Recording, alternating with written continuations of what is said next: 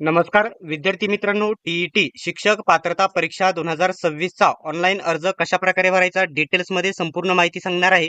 त्यासाठी सर्वांनी व्हिडिओ शेवटपर्यंत बघायचा आहे. विद्यार्थी मित्रांनो, ऍप्लिकेशन फॉर्म भरण्याची लिंक तुम्हाला आपल्या टेलिग्राम ग्रुप वरती बघायला भेटेल. टेलिग्राम ग्रुपची लिंक तुम्हाला डिस्क्रिप्शन मध्ये देत आहे. त्या लिंक वरती क्लिक केल्याच्या नंतर तुमच्या समोर असा इंटरफेस तुम्हाला आलेला बघायला भेटेल. इथं तुम्हाला तुमचा युजर नेम तयार करायचा आहे. युजर नेम मध्ये तुमचं नाव, काही नंबर तुम्ही टाकू शकता किंवा आधार कार्ड क्रमांक देखील टाकू शकता, म्हणजे तुमच्या चांगल्या प्रकारे लक्षात राहील. त्याच्यानंतर तुम्हाला इथे तुमचा पासवर्ड टाकायचा आहे. पासवर्ड मध्ये एखादा अक्षर कॅपिटल, एखादा अक्षर स्मॉल, एखादा चिन्ह आणि एखादा अंक देखील असणे गरजेचे आहे. उदाहरण म्हणून 4-5 पासवर्ड इथे मी दाखवत आहे, ते बघून घ्यायचे. अशा प्रकारे तुम्ही पासवर्ड टाकायचा आहे. तोच पासवर्ड तुम्हाला पुन्हा एकदा इथे टाकून घ्यायचा आहे. ठीक आहे. त्याच्यानंतर तुम्ही इथं तुमचं स्वतःचं पहिलं नाव टाका. ठीक आहे. ज्याप्रमाणे माध्यमिक शालांत प्रमाणपत्र म्हणजे एसएससीच्या सर्टिफिकेट वरती आहे 10वीच्या, त्याचप्रमाणे इथे नाव टाका. पहिलं स्वतःचं फक्त पहिलं नाव टाका. त्याच्यानंतर मधले नाव, वडिलांचे नाव इथे टाका. त्याच्यानंतर आडनाव तुम्ही येथे टाकून घ्या. त्याच्यानंतर तुमचा बरोबर ईमेल आयडी येथे टाकायचा आहे. त्याच्यानंतर मोबाईल नंबर देखील येथे बरोबर आहे याची खात्री करा. बरोबर टाकून घ्या आणि सर्व माहिती बरोबर आहे याची खात्री झाल्याच्या नंतर ओटीपी पाठवा या बटनावरती येथे तुम्ही क्लिक करा. आता इथं बघू शकता तुम्ही सर्व माहिती बरोबर टाकल्याच्या नंतर इथं तुमच्या मोबाईल नंबर वरती 6 अंकाचा ओटीपी येईल. येथे तुम्ही बरोबर ओटीपी टाकून घ्या आणि इथं नोंदणी करा, म्हणजे सबमिट रजिस्ट्रेशन या बटनावरती येथे तुम्ही क्लिक करा. आता त्याच्यावरती क्लिक केल्याच्या नंतर सर्व माहिती इथे तुम्हाला बघायला भेटेल. युजर नेम, तुम्ही टाकलेला पासवर्ड, तुमचं पूर्ण नाव इथे बघायला भेटेल. ईमेल आयडी आणि मोबाईल नंबर. येथे लॉग इन करा या बटनावरती येथे तुम्ही क्लिक करा. ठीक आहे. या बटनावरती क्लिक केल्याच्या नंतर तुम्ही जो युजर नेम टाकलेला आहे तो आणि पासवर्ड सेव्ह करायचा आहे की नाही, इथं सेव्ह पासवर्ड करून घ्या. आणि इथं जो कॅप्चा आहे, जो कॅप्चा टाका. आता इथं तुमचा युजर नेम बरोबर आहे याची खात्री करा. पासवर्ड टाका आणि जो कॅप्चा आहे जशाच्या तसा इथे टाका आणि लॉग इन बटनावरती इथे तुम्ही क्लिक करा. आता इथे आपले रजिस्ट्रेशन कंप्लीट झालेले आहे. फॉर्म भरायला सुरुवात झालेली आहे. इथं यायचं आहे अर्जावरील माहिती भरा या बटनावरती इथे तुम्ही क्लिक करा. ठीक आहे. या बटनावरती क्लिक केल्याच्या नंतर तुम्ही जी आधी माहिती भरलेली होती संपूर्ण इथे बघायला भेटेल. नाव, मधले नाव, आडनाव, त्याच्यानंतर जे आहे ना इथं सर्व माहिती बघायला भेटणार आहे. त्याच्यानंतर इथं सर्व माहिती आहे. इथं तुम्हाला तुमचं स्वतःचं आईचं पूर्ण नाव टाकायचं नाही. तुम्हाला आईचं फक्त पहिलं नाव इथे टाकायचं आहे. आणि इथं नावात बदल केलेला आहे की नाही, यस नो करायचं आहे. नावात बदल, आता काही महिलांच्या लग्नानंतर नावामध्ये बदल असेल तर त्यांनी येथे यस करायचं आहे. समजा तुम्ही यस केले तर काय बदल केला आहे ते सर्व माहिती टाकायची आहे. इथं सिंपली नो बटनावरती इथे मी क्लिक करणार आहे. आता इथं खाली आल्याच्या नंतर तुम्हाला तुमचा ईमेल आयडी, मोबाईल नंबर बघायला भेटेल. इथं तुम्हाला जन्मतारीख टाकायची आहे. जन्मतारीख कशा प्रकारे टाकायचं, इथं तुम्हाला वर्ष जे आहे इथे क्लिक करून सिलेक्ट करायचं आहे. महिना सिलेक्ट करायचा आहे. त्याच्यानंतर तारीख सिलेक्ट करायची आहे. ठीक आहे. त्याच्यानंतर तुम्हाला तुमचा बरोबर आधार कार्ड क्रमांक इथं बरोबर टाकायचा आहे. इथे या ठिकाणी काही टाकले नाही तरी चालणार आहे. त्याच्यानंतर लिंग मेल फिमेल जे आहे ना इथे तुम्हाला सिलेक्ट करून घ्यायचं आहे.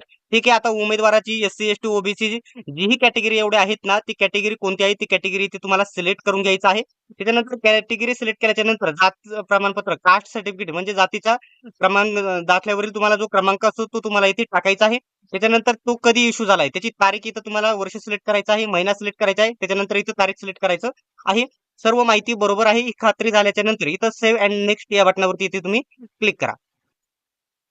आता इथे पुढील माहिती तुम्हाला भरायची आहे. तुम्हाला या ठिकाणी तुमचा ऍड्रेस, मुक्काम पोस्ट, तालुका, जिल्हा वगैरे सर्व माहिती इथे टाकायची आहे. तुमचं गाव आणि शहराचं नाव, तुम्ही गावाचं किंवा शहराचं एकच टाकू शकता, दोन्ही टाकले तरी चालणार आहे. इथं माहिती टाका. त्याच्यानंतर इथं आता जो जिल्हा आहे अहिल्यानगर समजा माझा आहे, तर मी इथे सिलेक्ट केलेला आहे. त्याच्यानंतर माझा तहसील कोणते आहे, अकोले, तर इथे सिलेक्ट केला आहे. त्याच्यानंतर इथं तुमचा जो ही पिनकोड आहे ना, तो पिनकोड इथे तुम्ही बरोबर टाकून घ्यायचा आहे. आता हा परमनंट ऍड्रेस आपण इथे टाकलेला आहे. तुमचा दुसरा अजून एखादा ऍड्रेस असेल तर इथं तुम्ही टाकू शकता आणि एकच जर ऍड्रेस असेल तर सेम ॲज परमनंट या बटनावरती इथे तुम्ही क्लिक करा. ऍड्रेस सेम दोन्हीकडे सारखाच झालेला तुम्हाला बघायला भेटणार आहे. त्याच्यानंतर सर्व माहिती पुन्हा एकदा बरोबर आहे ही खात्री करा आणि सेव्ह अँड नेक्स्ट या बटनावरती इथे तुम्ही क्लिक करा. आता इथून पुढे शैक्षणिक माहिती सुरू झालेली आहे. इथे या ठिकाणी 10वी एसएससी म्हणजे 10वीचं या ठिकाणी प्रमाणपत्र क्रमांक म्हणजे सर्टिफिकेट नंबर टाकायचा आहे. तुमचं 10वीचा रिझल्ट नाही तर तुमचं 10वीचं जे बोर्ड सर्टिफिकेट आहे त्याच्यावरील नंबर असतो तो तुम्हाला इथे टाकायचा आहे. त्याच्यानंतर 10वीचा तुम्हाला जो बैठक क्रमांक म्हणजे सीट क्रमांक होता तो इथे तुम्हाला टाकून घ्यायचा आहे. पी ने सुरुवात असते, सी ने, प्रत्येक बोर्डनुसार वेगवेगळी सुरुवात असते, ते तुम्हाला टाकायचं आहे.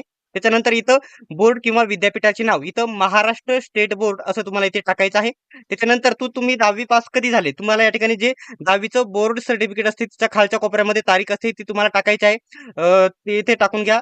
वर्ष टाका आणि महिना इथे सिलेक्ट करा. त्याच्यानंतर तुम्हाला किती गुण मिळालेले आहेत, समजा मला 10वी मध्ये एकूण 500 पैकी किती गुण मिळालेले आहेत, तर मिळालेले आहेत 350 गुण. इथं आणि किती पैकी 500 पैकी मिळाले एकूण गुण इथे 500 आणि मिळालेले आहेत इथं किती, तर 350. अशा प्रकारे इथे टाका. त्याचप्रमाणे 12वीचे देखील इथं टाका. आता जो 12वी ज्या विद्यार्थ्यांनी केली आहे त्यांनी इथं टिक करायचं आहे, कारण काही विद्यार्थी 10वी नंतर डिप्लोमा वगैरे करतात त्यांच्यासाठी आहे. तर 12वी केली असेल तर इथं टिक करा आणि त्याचप्रमाणे वरील प्रमाणे माहिती भरली 10वीची त्याचप्रमाणे 12वीची देखील ती माहिती तुम्ही भरायची आहे. ठीक आहे. आता एक गोष्ट याच्यामध्ये लक्षात घ्या. आता बघू शकता ज्यांचं ग्रॅज्युएशन कंप्लीट आहे, नीट लक्ष द्या, ज्यांचं ग्रॅज्युएशन कंप्लीट आहे त्यांनी येथे क्लिक करा. समजा क्लिक केलं आणि ग्रॅज्युएशन मी काय बीए बीकॉम बीएससी काय केलेलं आहे याच्यापैकी जर काही केलं नसेल तर ऑदर बटनावरती क्लिक करा. मी बीए केलं आहे तर बीए या बटनावरती मी इथे क्लिक करणार. ठीक आहे. त्याच्यानंतर निकाल निकाल मी पास, जे शेवटच्या वर्षाला आहे फायनल इयर अपियर्ड आहे ते देखील फॉर्म भरू शकता, परंतु मी आधीच पास आहे तर मी पास बटनावरती इथे क्लिक करणार. त्याच्यानंतर इथं तुमची या ठिकाणी university, Pune university, Mumbai university जी असेल ती तुम्ही इथे टाकून घ्यायची आहे. त्याचप्रमाणे मागे टाकले 800 पैकी, समजा मला 800 गुण मिळाले आहेत किती पैकी, 1200 पैकी, तर अशा प्रकारे टाकून घ्या.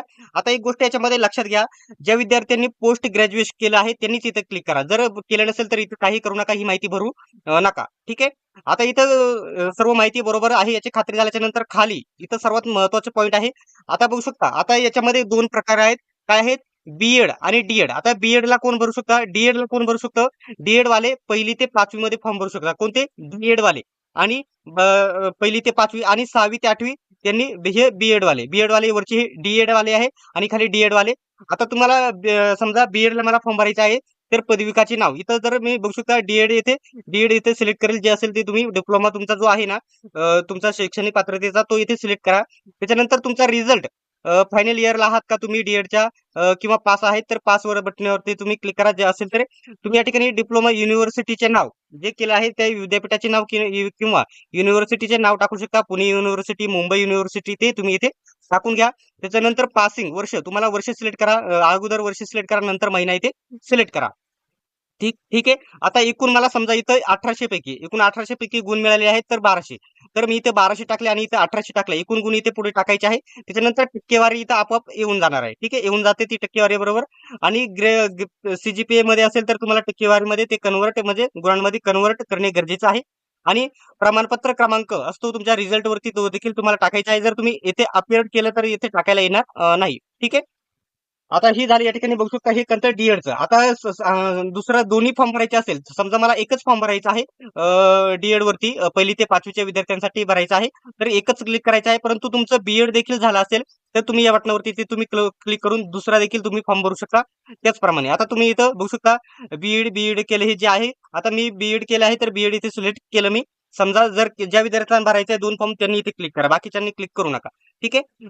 त्याच्यानंतर रिझल्ट अपियर्ड आहे, पास असेल तर सिलेक्ट करा आणि जर शेवटच्या वर्षाला असेल तर अपियर तुम्ही इथे सिलेक्ट करू शकता.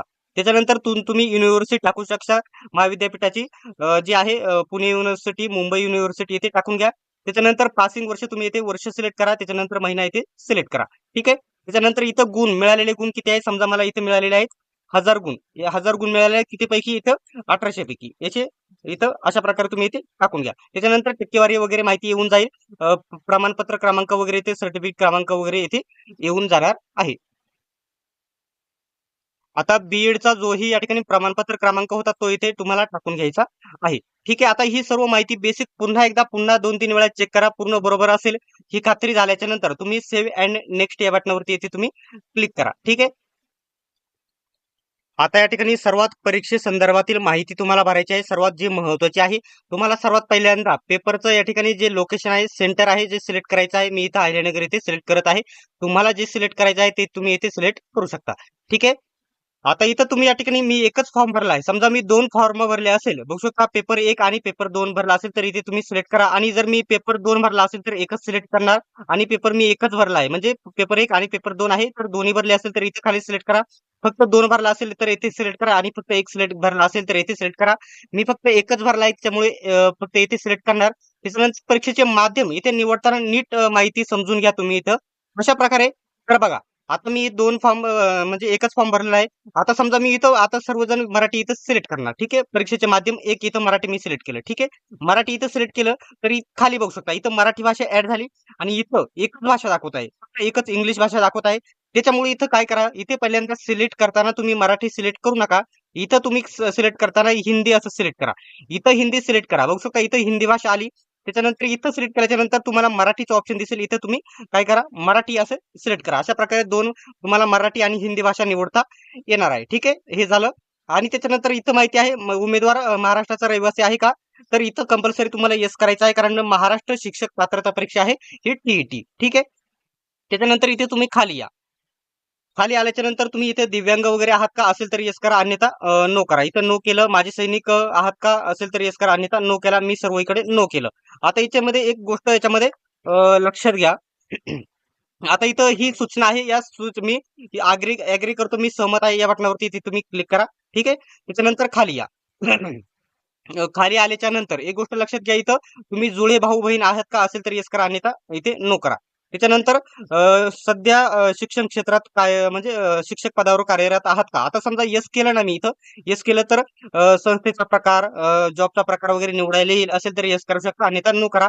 ही तुम्ही या ठिकाणी कंपल्सरी इथे नो करणार आहे. ठीक आहे.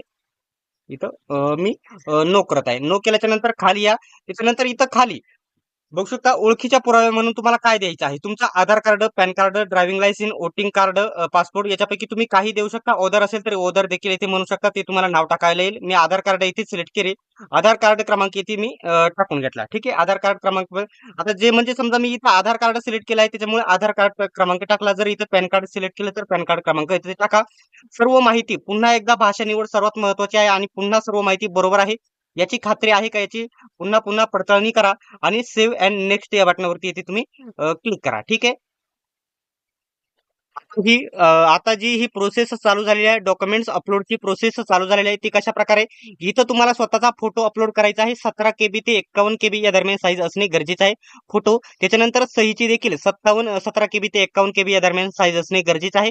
त्याच्यानंतर ओळखीचा पुरावा, आपण आधार कार्ड मी सिलेक्ट केला आहे, त्याच्यामुळे इथं आधार कार्ड क्रमांक आधार कार्ड अपलोड करायचे. ते पीडीएफ स्वरूपामध्ये अपलोड करायचे, फोटोच्या स्वरूपामध्ये नाही. बघू शकता इथे पीडीएफ म्हटलेलं आहे. पीडीएफ 30 KB ते 500 KB या दरम्यान अपलोड करायचं आहे. त्याच्यानंतर प्रतिज्ञापत्र स्वतःच्या अक्षरामध्ये हे प्रतिज्ञापत्र कुठे भेटेल, तर तुम्हाला एक कोरा कागद घ्यायचा आहे आणि ही जी माहिती आहे, तुमचं नाव वगैरे सर्व माहिती इथे दाखवेल. ही माहिती जी आहे ना, सर्व कोऱ्या कागदावरती लिहायची आहे आणि खाली सही करायची आहे.